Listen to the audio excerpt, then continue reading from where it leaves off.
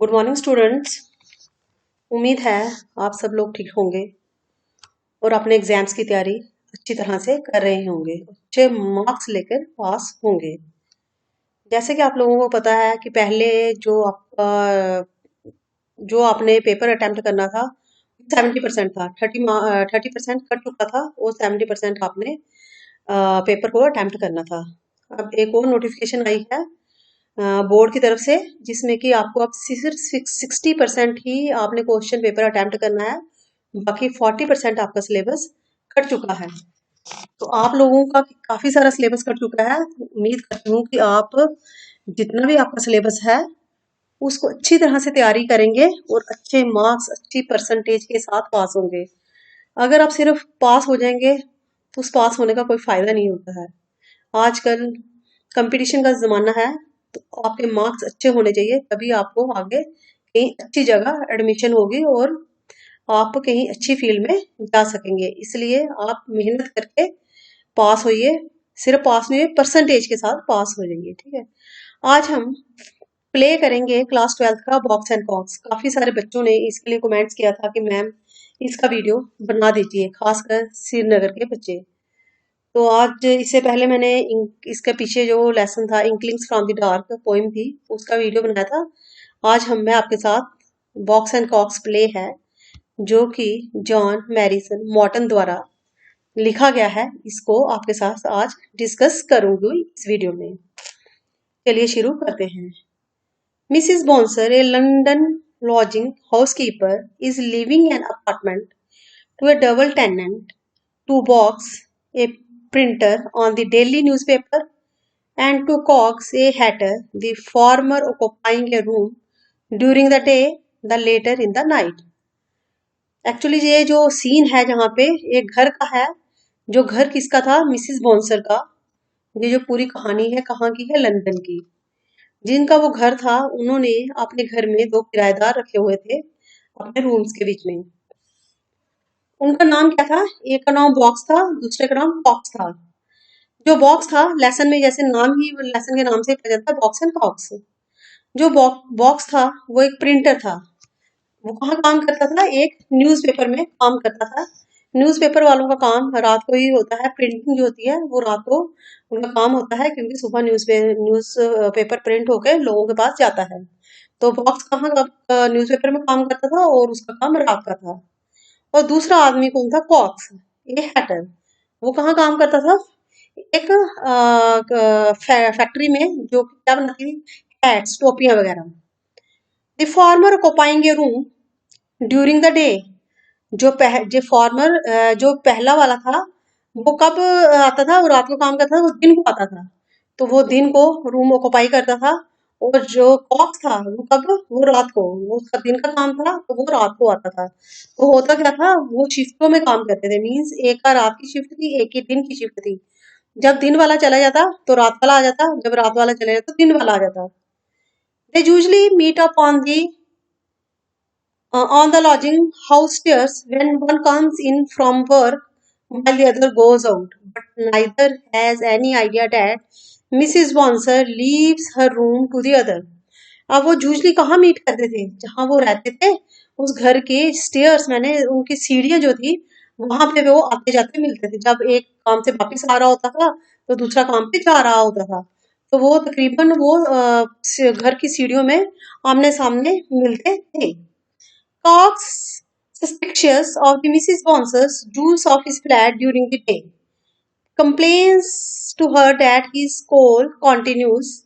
अब जो कॉक्स था उसको जो शक रहता था कि मिसिस बॉन्सर जो है, जिनका उसने घर किराए पे लिया है, वो क्या करती है? उसका कमरा जो है वो दिन को यूज करती है, उसको ऐसा लगता था। Complains to her that his call continues to disappear, and there is a steady increase in evaporation between my candles, wood, sugar and lucifer. वो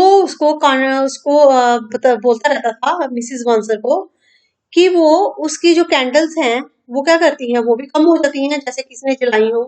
उसकी जो भी उसकी शुगर है, जो भी उसकी चीजें हैं, मीन्स वो भी जो जो चीजें यूज करता है, तो उसको लगता था कि वो चीजें कम हो जाती हैं। He also complains that his room is full of tobacco smoke.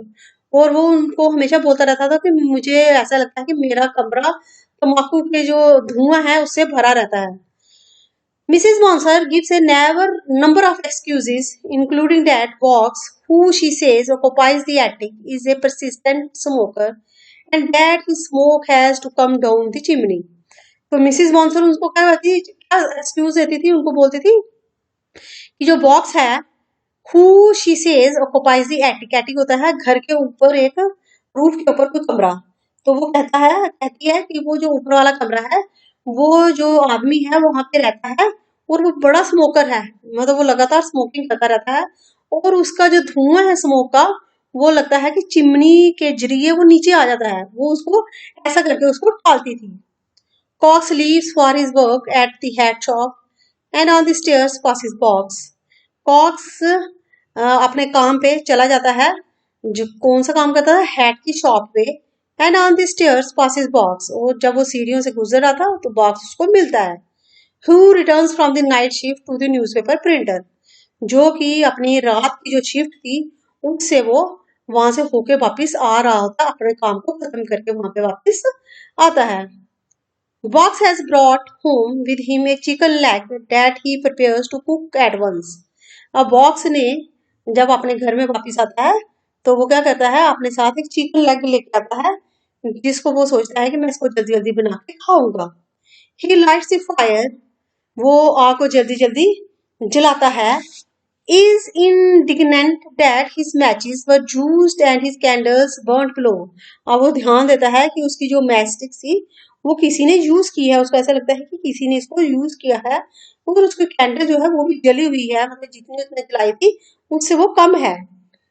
For being indignant होता है गुस्से में, ठीक है, उसको गुस्सा आ जाता है कि आप, वो बार बार उसको बोलता था मिसिस मॉन्सर को कि तुम मेरी चीजें यूज करती हो दिन को, तो वो क्या कहती है कि तुम तो वो कहता था कि मेरी चीजें कम हो रही हैं, तो मिसिस मॉन्सर कहती है तुम्हें क्या लगता है कि मैं तुम्हारी चीजें यूज करती हूँ, तो वो कहता मैं ऐसा नहीं कह रहा हूँ मगर फिर भी मेरी जो चीजें हैं वो हमेशा जब भी मैं वापिस आता हूँ घर वापिस आता हूँ तो वो चीजें यूज हुई होती हैं, उसको बोलता है।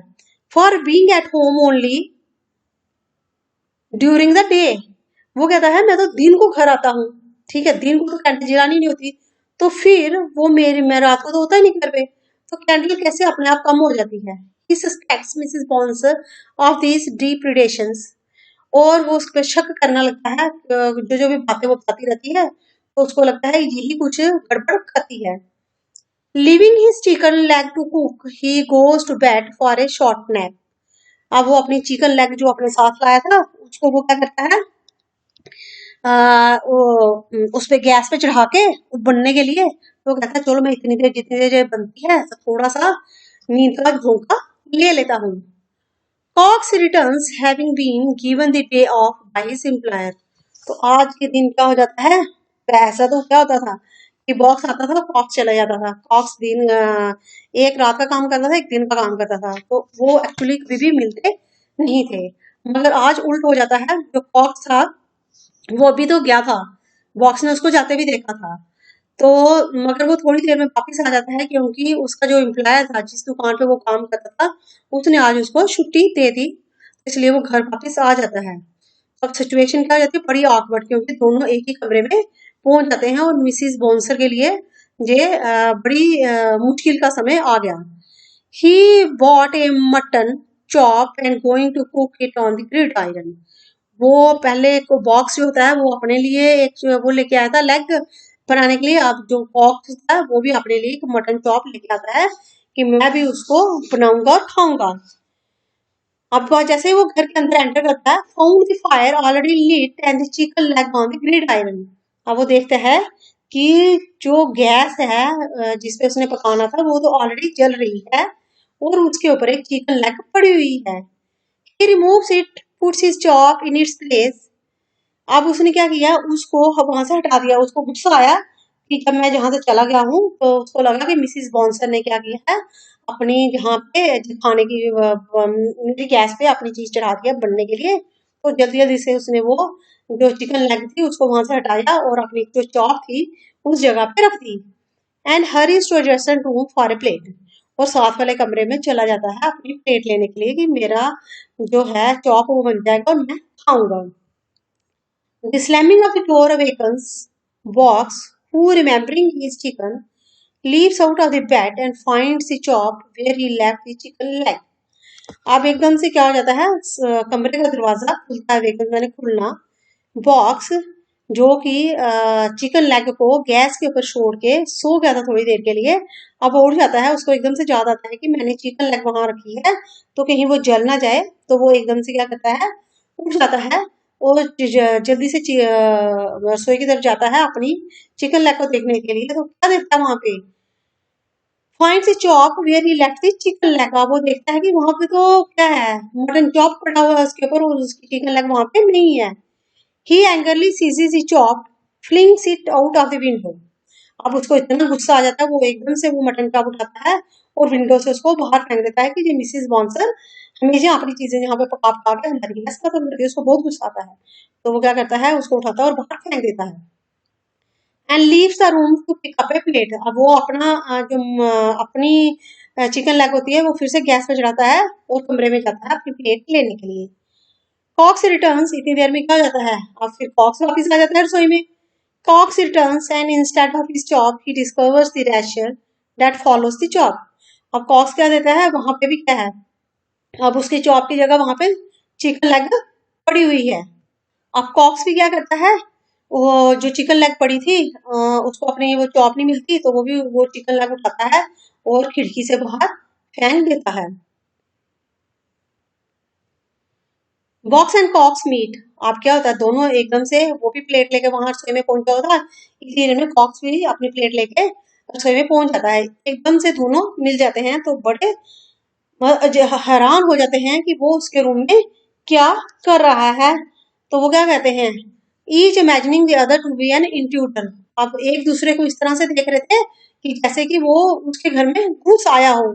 क्या, क्योंकि जब वो बॉक्स को मिसिस बाउंसर बोलती थी कि ये छत के ऊपर रहता है, वो बॉक्स को बोलती थी कि बॉक्स रहता है, बॉक्स बोलती थी बॉक्स रहता है, दोनों दोनों को बोलती थी एक दूसरे को कि ये उस ऊपर वाले रूम में रहते हैं। तो वो एक दूसरे को इंट्रूडर की तरह देख रहे थे कि ये हमारे रूम में क्यों आ गया है। अब वो दोनों अपने पॉकेट से जो उन्होंने रिसिप्ट दी थी किराए की वो निकालने के लिए वो अपना पॉकेट में हाथ डालते हैं। Each pulling the rent receipt from his pocket last week ही उन्होंने मिसिस बॉन्सर को अपना किराया दिया था और उसकी रिसिप्ट अपने जेब में हाथ डाल के वापिस निकालने लग पड़ते हैं दिखाने के लिए कि ये रूम तो उनका है। Is clambering loudly for leave from the landlady. अब जब उनको कोई बात समझ नहीं आती दोनों एक दूसरे को बताते हैं कि ऐसा ऐसा है, तो उनको फिर समझ आती है तो वो फिर जाते हैं लैंडलेडी के पास, मीनिंग की चिल्लाते चिल्लाते वो मिसेस बॉन्सर के पास जाते हैं, पूछते हैं कि भाई ये जो है कमरा किसका है। अब मिसेस बॉन्सर जो होती है, अब वो सिचुएशन को समझ आती है, अब वो उसको पता चल गया कि इनको तो पता चल गया है अब क्या होगा। Mrs. Bonser had to explain the mystery and she throws herself at the kindness of the box and cox. Mrs. Boxer उनको पूरी मिस्ट्री बताती है। अब वो दोनों मिसेस बॉन्सर से पूछने लगते हैं कि तुम बताओ कि ये रूम किसका है। अब मिसेस बॉन्सर क्या करती है, अपने आप को सच्ची करने के लिए क्या करती है, रोने लग पड़ती है। तो Mrs Bouncer is in tears, रोने लग पड़ती है। She tells them that it belongs to both of them, और उनको बोलती है ये जो कमरा है ये तुम दोनों का है। इस तरह के से जो मिसेस बॉन्सर्स थी ये क्या करती है, बॉक्स और कॉक्स दोनों को बेवकूफ बनाती है और अपना जो रूम था रेंट पे उनको दे देती है, क्योंकि एक दिन का काम करता था एक रात का काम करता है। इसी के साथ हमारा जो प्ले था बॉक्स एंड कॉक्स कंप्लीट हो चुका है। मैंने आपको पूरा इन शॉर्ट में ये जो प्ले था वो आपको करवा दिया है बच्चों। अगर आपको फिर भी कोई प्रॉब्लम आ रही है इसमें तो प्लीज कमेंट कीजिए, मैं रिप्लाई करने की कोशिश करूंगी। अगर इसके अलावा आपको किसी और चैप्टर में या किसी पोइम में क्लास 12th की, क्लास 10th के मैंने काफी सारे वीडियो डाले हैं, आपके भाई बहनों को अगर जरूरत हो तो वो डिस्क्रिप्शन में सारे लिंक्स डाले हुए मैंने, तो आप चेक कर सकते हैं वहां जाके। तो प्रॉब्लम आ रही है तो प्लीज कमेंट कीजिए, मैं जल्दी से जल्दी रिप्लाई करने की कोशिश करूंगी। Thank you and have a nice day.